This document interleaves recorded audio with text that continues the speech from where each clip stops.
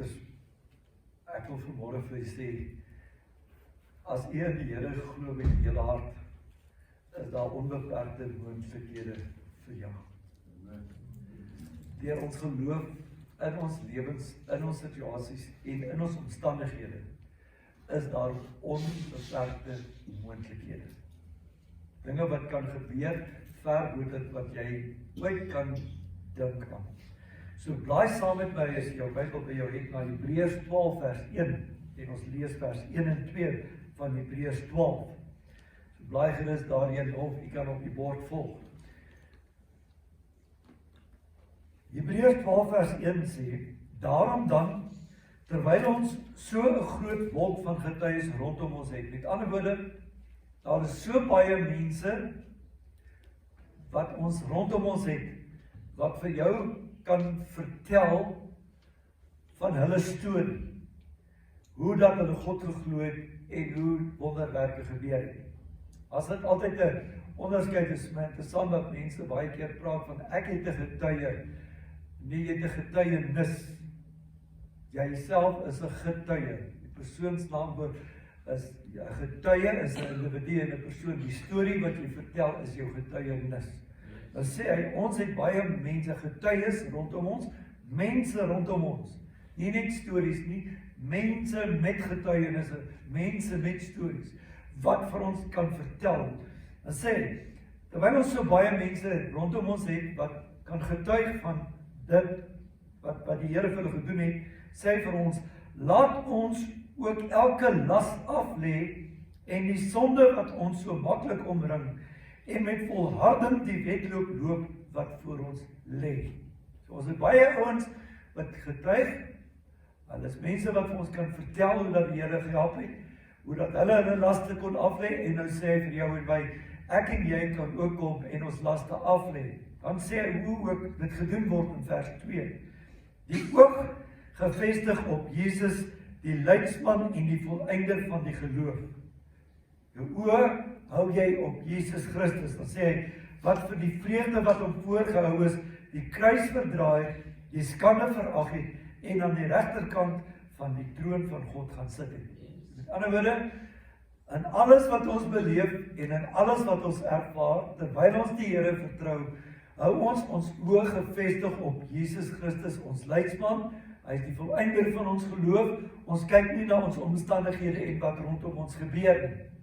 Die Amplified Bible sê, looking away from all that will distract. So jy kyk weg van al die dinge wat jou aandag kan wegtrek. Al die dinge wat jou aandag van Jesus af kan hou.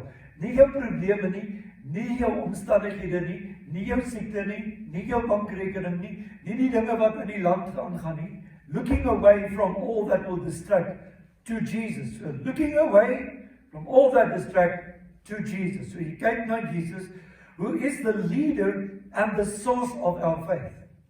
Hy is die bron en die persoon van waar al ons geloof vandaan kom. Giving the first incentive for our belief. Met ander woorde, omdat ons weet wat Jesus gedoen het, het ons eerstens hierdie aansporing om te kan glo, omdat Jesus gesterf het en die prys betaal het. And it is also its finishes. So, hy is die een wat vir ons geloof in ons hart skep en gee, en hy is die een wat dit voltooi, dit klaar maak. Bringing it to maturity and perfection. Ongelooflik kosbaar. Die Nuwe Lewende Vertaling praat van ons oë vasgenaal op Jesus. Ek hou van dit nogal. Ons oë vasgenaal op Jesus, die een op wie ons geloof vanaf die wegspring tot die eindstreep steun. Dit is mooi gestel, hè? Die een op wie ons geloof steun van die wegspring tot die eindstreep. Vasgenaal. Ons weet ons nou hoe werk dit, veral die ouens wat lief is vir sport op televisie.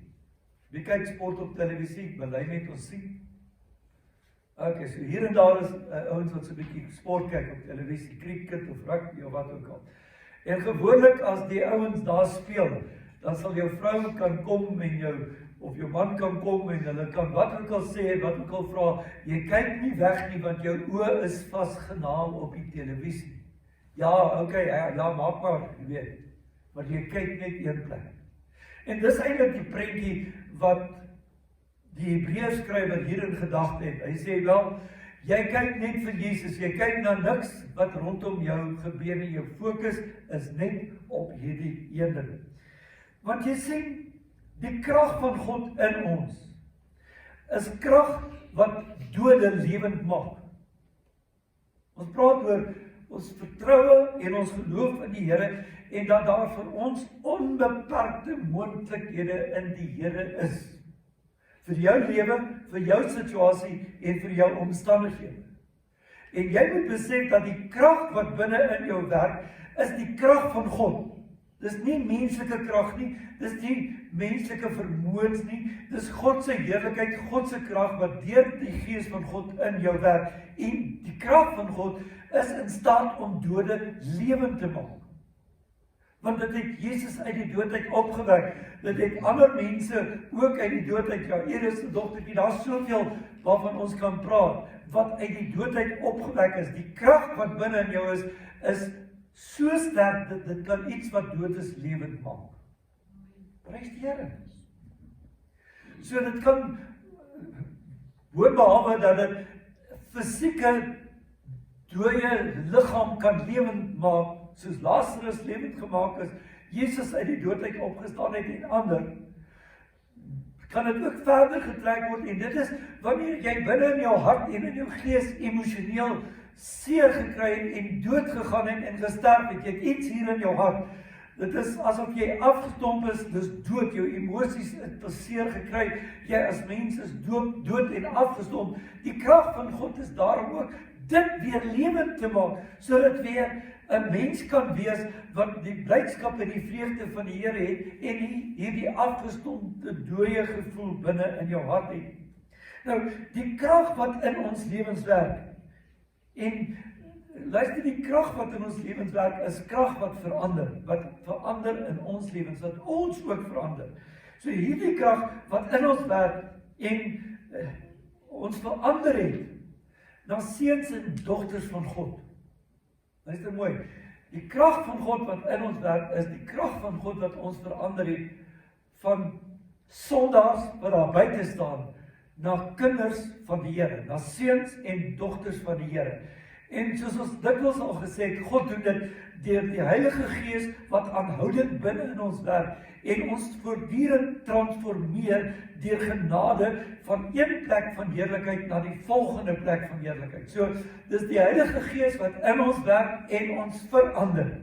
Aanhoudend verander. Die veranderwerk van die Heilige Gees is nie net 'n werk wat begin en stop by my wedergeboorte, dat ek 'n nuwe skepping in Christus word en nou is dit klaar nie. Die veranderwerk wat die Gees van die Here in jou en in my lewe doen, is 'n voortdurende werk wat nie ophou tot op die dag wat die Here kom om ons te kom haal nie. Want sy doelwit is om ons te maak soos Jesus. Dat ons meer en meer kan wees soos Jesus, want ons is seuns en dogters van die Here, ons is mede-erfgename saam met Christus. So, dit bring ons van een plek van heerlikheid na die volgende plek van heerlikheid, na die volgende plek van heerlikheid.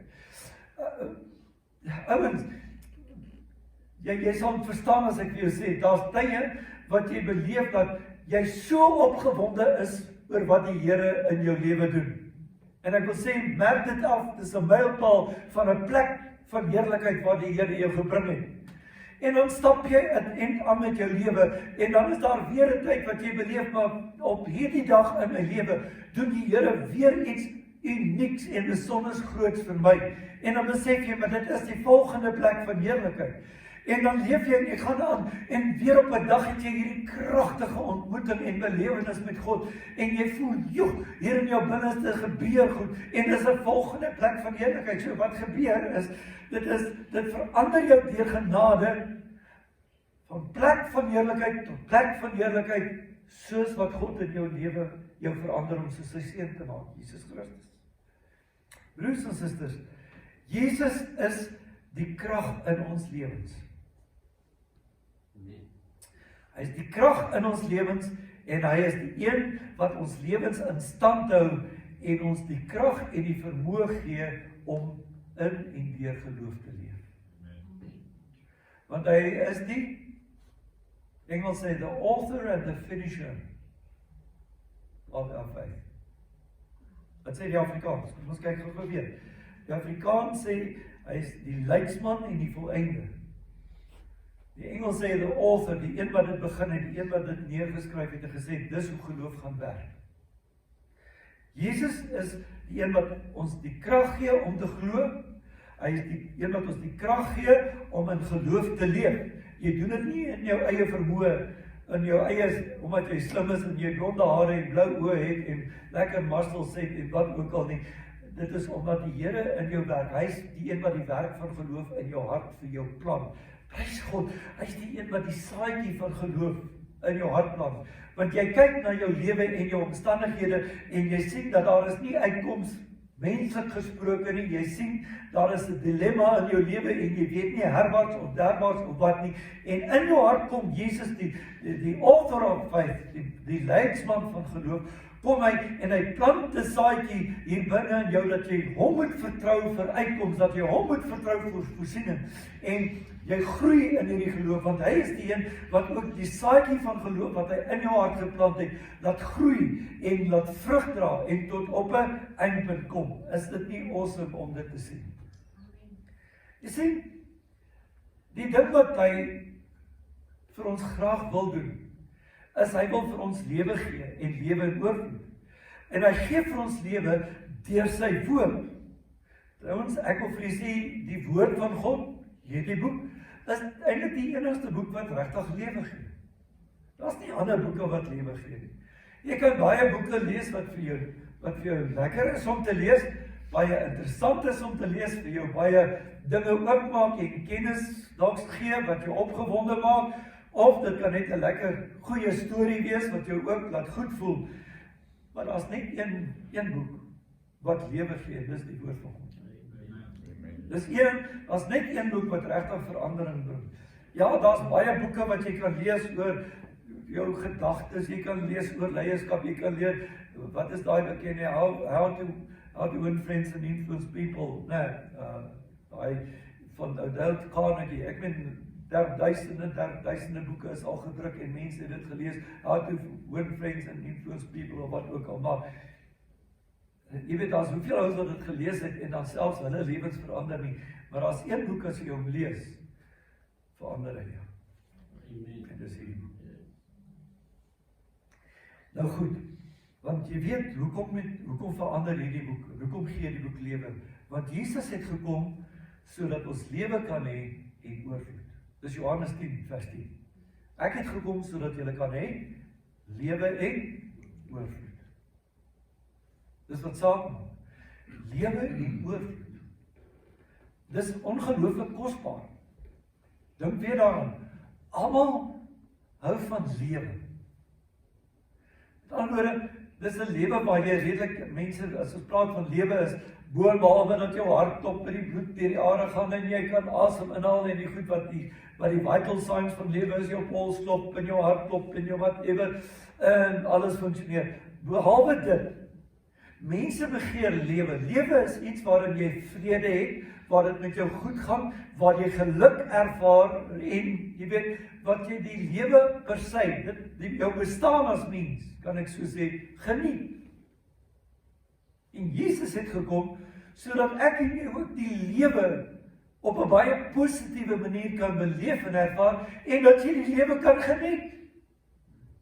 Nou die wêreld probeer die lewe geniet op verskillende maniere en dan die volgende môre as hulle wakker word, dan kom hulle agter die genot wat hulle dink hulle het is nie standhoudend nie. Hulle moet weer die goeie doen wat hulle gisteraand gedoen het en probeer om dit te herhaal, maar dit is nie blywend en dikwels tussen dit wat hulle doen om sogenaamde lewe te geniet, kom daar meer bekleierery om meer onenigheid en meer seer kry uit as wat daar op die einde van die dag vrede en geluk uitkom. Maar 'n kind van die Here, wanneer jy die lewe begin geniet in die Here en volgens die woord van die Here begin leef in die geloof waarvan Jesus die outeur is, die skrywer is van jou geloof, en jy die lewe begin geniet, dan kom goed en dit gebeur met jou en dit bring jou nie van stryk af nie, want jy het die inherente krag en vermoë om te glo en te vertrou. En niks kan kom en jou vrede steel nie, want Jesus het gekom dat jy kan lewe en oorvloed. Hy sê daarna, die dief kom om te steel, te slag en te verwoes. Maar as jy die vrede van die Here in jou hart het en jy het geloof in jou hart wat Jesus in jou hart geplant het, kan nie goed met jou gebeur, maar dit beroof jou nie van jou vrede en jou geluk nie. En wat ook al jy dan doen, en wat dan vir jou geluk en vrede in jou lewe bring, is standhoudend. Dit bly daar, dit word nie van jou weg nie, dis nie iets wat soos 'n bad is wat die prop van uitgetrek word en gedreineer word nie. Dit wat mense as 'n reël doen in die terme van wêreld, is regtig soos 'n bad wat water in gehad het en die prop uitgetrek word. Want ons het nou Vrydag aan alles lekker gedoen, lekker gekuier, jy weet wat kuier beteken, en ja, ons het nou gejollifiseer en dan, as ek huis toe gaan, dan word die bad se prop uitgetrek en die water loop uit, en môre dan kom ek daar en die bad is leeg. En iemand het vergeet om die bad te was en die ringe sit in die bad en alles is deur mekaar. Maar wanneer jy die lewe geniet in Christus, is dit anders.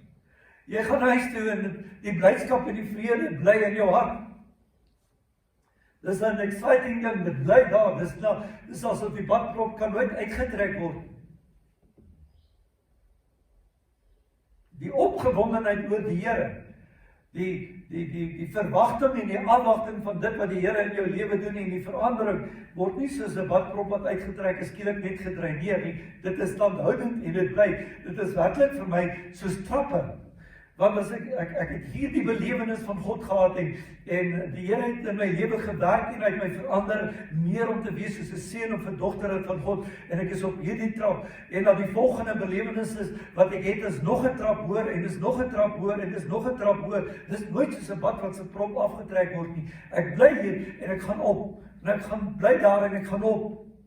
Maar is nooit soos met die ander. Die bad se prop word uitgetrek en alles blaas uit nie. Is dit nie ongelooflik? Die woord van die Here, broers en susters, is groter as enigiets anders wat daar ooit kan wees. Die woord van die Here is 'n standvaste ding. Jy kan deur die eeue heen is daar boeke geskryf oor die wetenskap en wat ook al. En weet jy, die goed is soos wat die ouens nuwe goed ontdek en uitvind, verander die boeke oor wetenskap. Wel as jy, ek het die tyd toe ek in Londen was, toe gaan ek nou daar in een van die attraksies wat hulle het, en dan wys hulle hoe hulle daardie jare mense gesond gemaak, die dokters, en deel van die ding wat hulle in daai jare geglo het, is om jou gesond te maak, is hulle moet jou laat baie bloed bloei. So sny hulle jou ewerste stukkend en in die emmers bloei jy, om hier in die kop boor jou enige plek, want hulle het geglo dis wat jou gesond maak. Nou ja, vir die ouens wat die wetenskap dan is so hoog ag, moet ons dit nog met mekaar doen. Sien dat ek nie die wetenskap belangrik ag nie, ek dink dit is iets besonders wat die Here vir ons gee. Maar jy gaan beslis nie vandag my pols sny, my bloed uittap om my kopseer weg te vat nie. Maar dit verander. Maar hier het nog nooit verander. Verstaan jy wat ek wil probeer sê? Wat hierdie boek beloof, wat hierdie boek se inhoud het, en die verandering wat hierdie boek bring in mense se lewens, het nog nooit verander nie. Die woord van die Here is onveranderlik, gister, vandag en tot in ewigheid dieselfde. En dit verander nooit nie. En weet jy wat is vir my? Daar's geen duisternis in die woord van die Here nie. Daar's geen slegte goed, slegte bedoelings, slegte intensies in die woord van die Here nie. Mense wat in die woord van die Here leef, is mense wat onder alle omstandighede in die lig daarvan sal wandel. Mense, as ek praat van mense wat in die woord leef, bedoel ek tog ook sekerlik nie iemand bly nou in die boek nie. En dit is ook sekerlik nie iemand wat die hele dag met die Bybel onder die arm loop as nou 'n heilige ou, of 'n ou wat nou vreeslik fancy begin, halleluja, prys die Here, whatever, shalom, Shabbat, whatever. Ek praat nie daarvan, ek praat van, jy lees die woord en jy probeer na die beste van jou vermoë dit toepas in jou lewens. Dis 'n mens wat in die woord leef. Met ander woorde, jy bestudeer die woord. Jy doen moeite om te kyk dat dit jou lewe verander. So, broers en susters, mense wat in die woord van die Here leef, is mense wat altyd in die lig daarvan wandel. En nou ja, mense kan seker tradisioneel gaan kyk en dan praat van duisternis, die sonde en lig aan die ander kant en dan nou ons is 'n kind van die Here te leef. Dis een ding wat jy daarvan kan hê. Maar weet jy wat?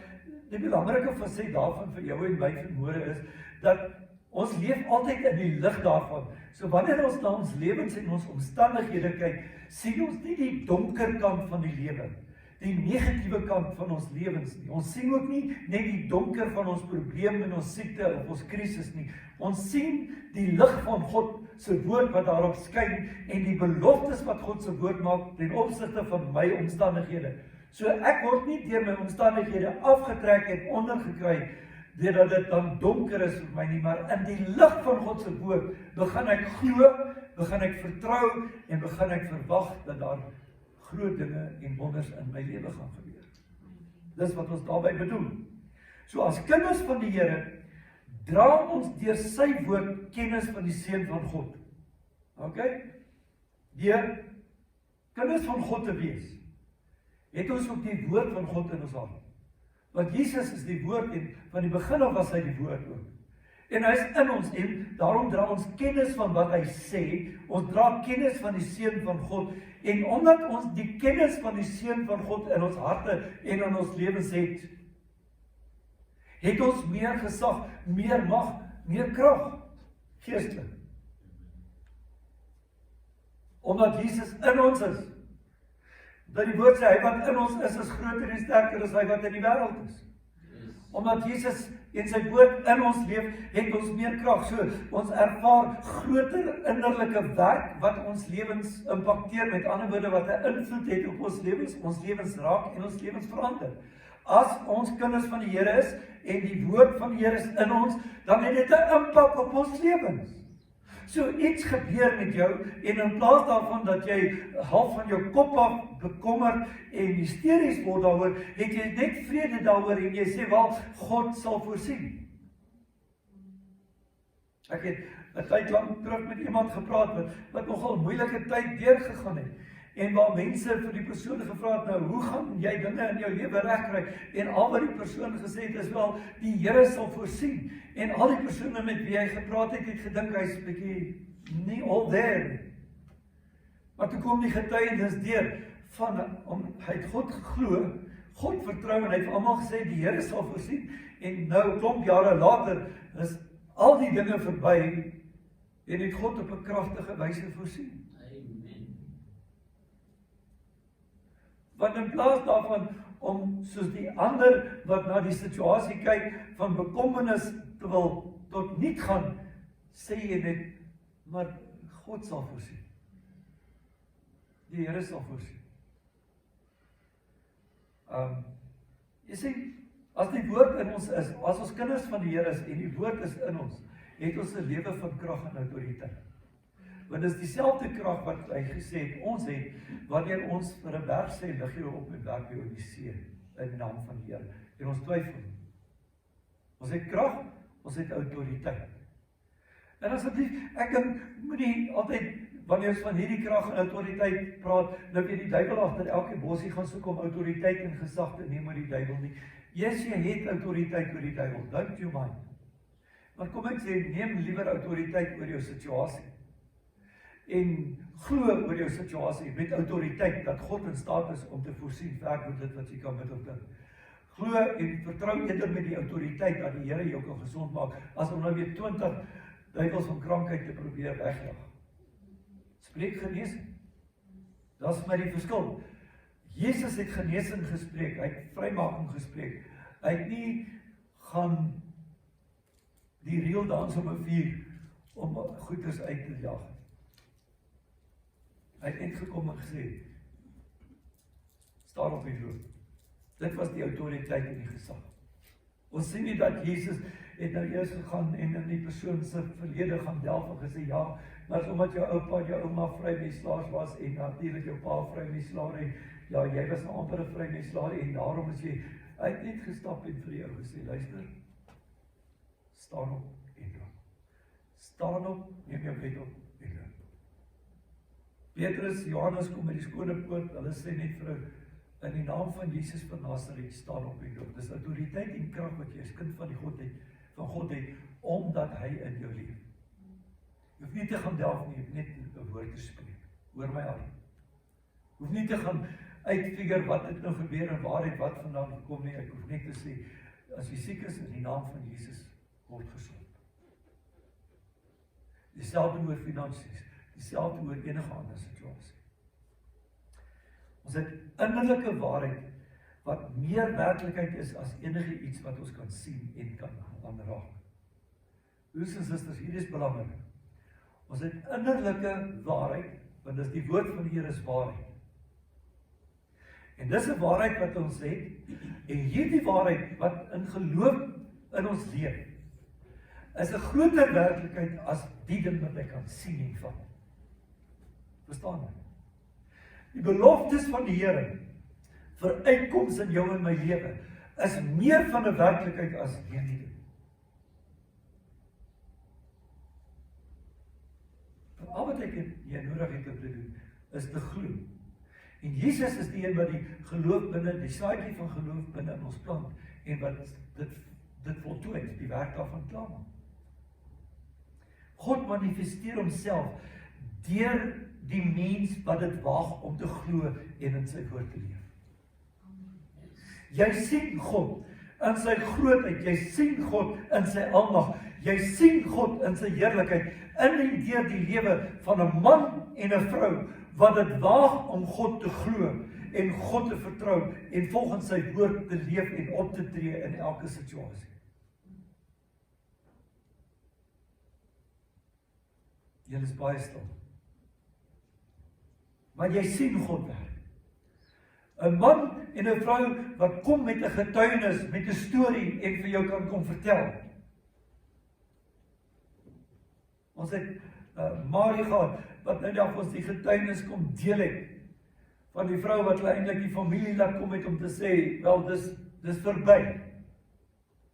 En hoe dat die persoon gesond is. Jy sien, dit is waar jy God sien.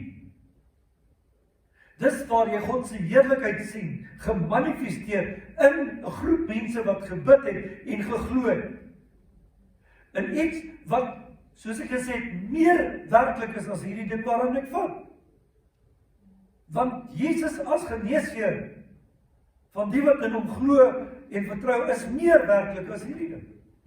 Al kan jy dit nie sien nie en al kan jy nie aan dit vat nie. Maar dit is 'n groter werklikheid. Jy sien, tydens ons wedergeboorte het ons aan 'n nuwe goddelike lewe deelagtig geword. En ons het ons dan ook hier in ons harte die wil en die vreugde om God se wil te doen. Want dis wat ons bedoel as ons in die woord leef. Is ons doen wat God in sy woord voorskryf, die wil van die Here. Yes, ons leef onder genade, ons is nie onder die wet nie, en ek praat nie van die onderhouding van reeltjies en wetties nie. Wat ek van praat is die beginsels wat God in sy woord stel, die koninkryksbeginsels wat hy sê, hoe 'n mens moet leef. Gaan lees die hele Nuwe Testament, gaan lees die 4 evangelies, en jy sien wat Jesus sê, hoe mense moet leef en optree en dinge doen. En as jy weergebore is, het jy hierdie goddelike lewe deelagtig geword, waar jy die wil van die Here ken en leer ken, en waar jy self in jou eie hart hierdie vreugde het, hierdie blydskap het, en hierdie wil het, om te doen wat God voorskryf. Nie as wette en reëls van dit of dat nie, net te leef soos wat hy sê. En daarmee saam is dit dan geloof wat lewens en omstandighede verander. Jy sien, wanneer jy Christus in jou lewe aanvaar, en hy in jou leef deur geloof, is daar in jou 'n goddelike mag of krag, en daarmee saam is die onbeperkte moontlikhede waarvan ons praat. As jy Christus in jou lewe aanvaar, het jy sy krag, sy vermoë, die krag, die vermoë, die autoriteit om dit wat dood is selfs lewend te maak. Het jy in jou, en daarom sê ek jou, jy het onbeperkte moontlikheid. Broer en suster, as ek en jy begin glo, as ek en jy begin bid, en God vertrou vir wat ook al die situasie is, sal ons die heerlikheid van God sien, want ons het die innerlike gesag en autoriteit, want sy woord is in ons, en Christus is in ons, en daarom het ons die krag en die autoriteit. Ons word kinders van die Here. Meer as dit, ons is mede-erfgename aan alles wat die koninkryk van God bied. Wat bied die koninkryk van God? Ek bedoel, as ek vandag met hier sou praat en vra, hoe dink jy lyk die hemel? En hoe dink jy is die lewe veral in die hemel? Want ek kan jou vertel, julle gaan vir ons mooi dinge vertel. Julle gaan ons vertel hoe gelukkig het gaan wees en hoe goed dit gaan gaan, en daar gaan nie moeilikheid wees nie, daar gaan nie probleme wees nie, daar gaan genoeg kos wees, julle gaan lekker blyplekke hê, julle gaan nie siek wees nie, julle gaan my al die goeders vertel. Wat het dit doen met die koninkryk van God? Jesus het gesê, hy sê, die oomblik as hy duiwels uitdryf, dan in die koninkryk, as hy duiwels uitdryf onder die krag van die Heilige Gees, is net nadat hy in Jordaan gedoop is, en die Heilige Gees in 'n vorm van 'n duif op hom neerdal. Hy sê, as die oomblik as hy duiwels uitdryf, onder die krag van die Heilige Gees, het die koninkryk van God aangebreek. En die koninkryk van God is reeds aan die gang. En die beginsels, die beloftes daarvan is reeds aan die gang.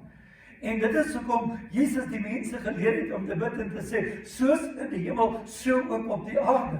So die moontlikheid is daar, die onbeperkte moontlikheid van die heerlikheid wat in die hemel bestaan is reeds moontlik hier, waar ons moet net begin glo, ons moet net begin vertrou. Want die beloftes en die resultate daarvan is meer werklik as hierdie standaardjie waarna ek vat. Omdat ons kinders van die Here is, beweeg ons nie bloot maar net in die natuurlike realiteit, die natuurlike sfeer van die lewe nie. Ons leef in die goddelike en die bonatuurlike.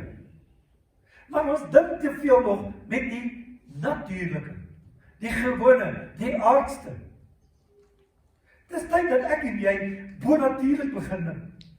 Dit is tyd dat ek en jy begin goddelik dink. God se gedagtes begin dink oor ons en ons lewens en ons omstandighede. Hoe dink God oor jou lewe? Dink jy soos jy dink? Dink jy daar's 'n verskil tussen hoe God oor jou dink en hoe jy oor jou dink? Is daar 'n verskil? Dan sê dit daar's iets wat moet gebeur is.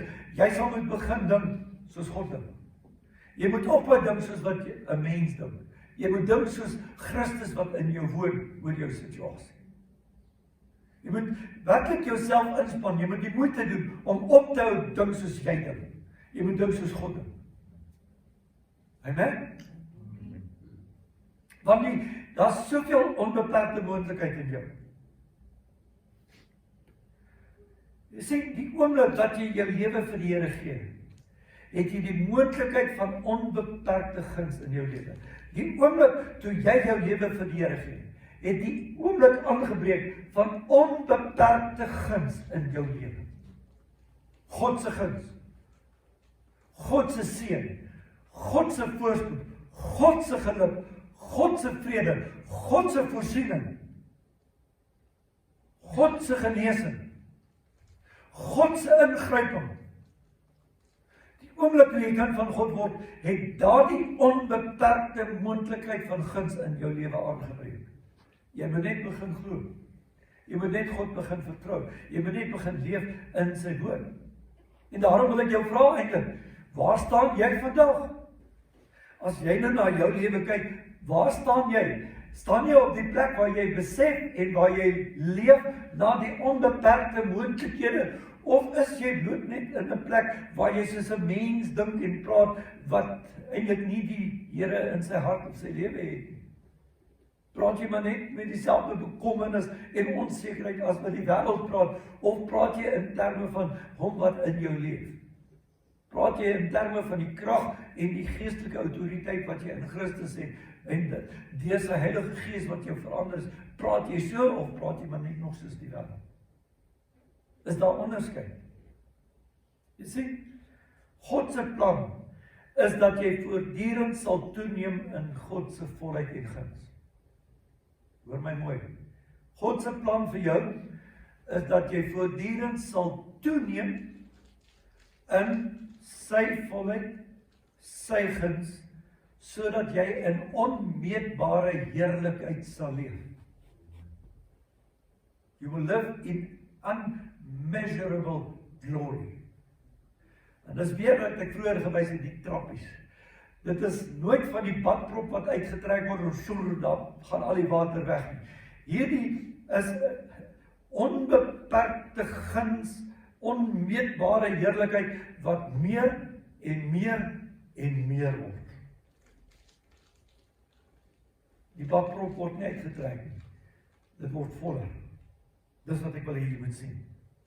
Want God wil deur jou werk en God wil deur jou vloei met onmeetbare krag van sy woord en genade, sodat jou hele wese deur sy heerlikheid beheer word. Jou hele menswees, jou hele bestaan.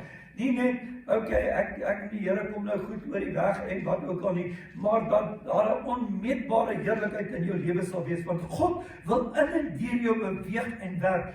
Maar weet jy, in plaas van 'n beweging van God, het baie mense eintlik maar net in 'n monumentjie verander wat stil staan. Eina of amen. In plaas daarvan dat mense groei en ontwikkel in die Here, het baie mense gekom op 'n punt, ek is weergebore en ek is gedoop en nou is ek klaar en hier's die monumentjie, ek is 'n monumentjie vir Christus. Ouers, die Here het nooit gedink jy moet 'n monumentjie wees nie. Hy het gedink jy moet 'n lewende wese wees wat groei en groei en groei en groei in heerlikheid om soos sy seun Christus te word. Want ons het opgehou verander, broers en susters.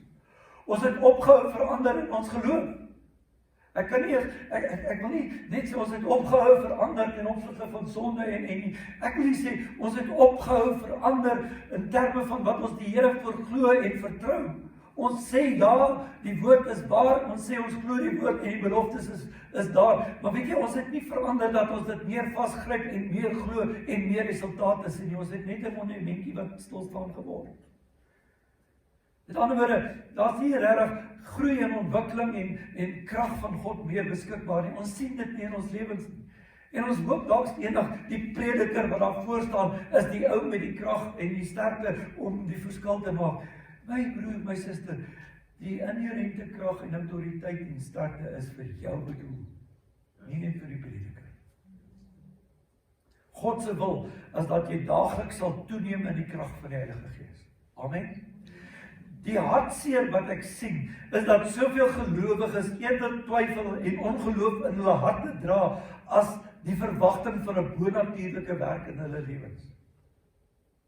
Eina. Maar is ek so verkeerd?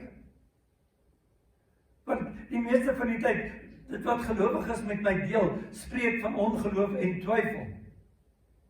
En 'n gebrek aan vertroue. Meeste van die gelowiges wat met my oor hulle lewens en omstandighede deel, sal bitter min vir my werklik positiewe uitsprake maak wat sê hoe hulle die Here in hulle lewens vertrou. So, mense wat werklik in die lewende woord van God glo, is mense wat altyd daarvolgens sal leef en sal optree. God verander omstandighede. God maak gesond deur die krag van sy woord. En wat ek en jy moet doen is, ons moet die krag van sy woord in ons lewens toepas. Ons moet dit bely, ons moet dit verklaar, ons moet dit gebruik. Dan kan ek net weer sê, om die krag van sy woord te bely, is nie om te vertel wat die duiwel gedoen het en wat die duiwel besig is om te doen nie. Dis die belydenis van die woord van God nie. Om te sê, die duiwel het my nou weer so aangeval die week, die duiwel het weet, dis nie belydenis van God se krag nie. Belydenis van God se krag is die belofte wat hier in sy woord staan. ek is nie gesond nie, maar sy woord sê in 1 Petrus 2:24, deur sy wonde is daar vir my genesing. Sy woord sê, as iemand siek is, laat hom die ouderlinge kom en salf met olie en vir hom bid, hy sal gesond word. Dis wat ek bely. Ek bely nie die duiwel het my hierdie week so aangeval met kopsere en met migraines. Weet jy, die ou duiwel wil my nie uitlos nie. That's not the confession of God's word. That's not the confession. Die belydenis is, ek is gesond. Dit is nie ontkenning van my migraine nie. Ja, ek het 'n migraine gehad, maar ek vertrou die Here maak my gesond, want hy is my geneesheer. Dis die belydenis waarvan ek praat. Ek moet afsluit.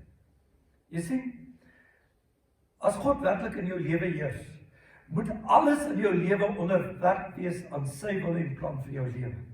So met ander woorde, jou omstandighede het geen ander keuse as om hulself te onderwerp aan God se wil en God se plan vir jou. Dis wat jy moet bereik. Dis die autoriteit wat jy het van die woord wat in jou leef deur Christus, dat jy verklaar. Jou omstandighede het geen ander keuse as om hulself te onderwerp aan die Here se plan. Wat is die Here se plan vir jou lewe? Weet jy? Weet jy wat sy plan van God vir jou omstandighede wat jy vandag deurgaan? Dan as jy nie weet nie, kan ek in liefde vir jou sê, dis tyd dat jy uitvind. Gaan bid en vra vir die Here wat sy plan is vir jou. Vind uit en verklaar dit en bely dit. Want ongeloof, broers en susters, is 'n verskriklike hindernis wat verhinder en verhoed dat ons die wil van die Here in ons lewens ervaar. Hou op om te dink soos 'n mens. Begin dink soos die goddelike wese wat jy eintlik nou is in Christus. Markus 11:23 en 24 en ek sluit daarmee. Want voorwaar ek sê vir julle, dat elkeen wat vir hierdie berg sê, hef jou op en werp jou in die see, en nie in sy hart twyfel nie, maar glo dat wat hy sê sal gebeur, hy sal verkry net wat hy sê. Daarom sê ek vir julle, alles wat julle in die gebed vra, glo dat julle dit sal ontvang, en julle sal dit verkry. Daar's niks wat in jou pad staan, as jy werklik glo dat die Here groter is, as hy wat in die wêreld is. Wat moet jy vanmôre vir die Here vra? Wat moet jy vanmôre van die Here glo in jou lewe? Want wat jy vra, broer, suster, wat is dit wat jy vanmôre wil vra, of kom ek vra so, wat jy moet vra van die Here? Dink so vir 'n oombliekie daar.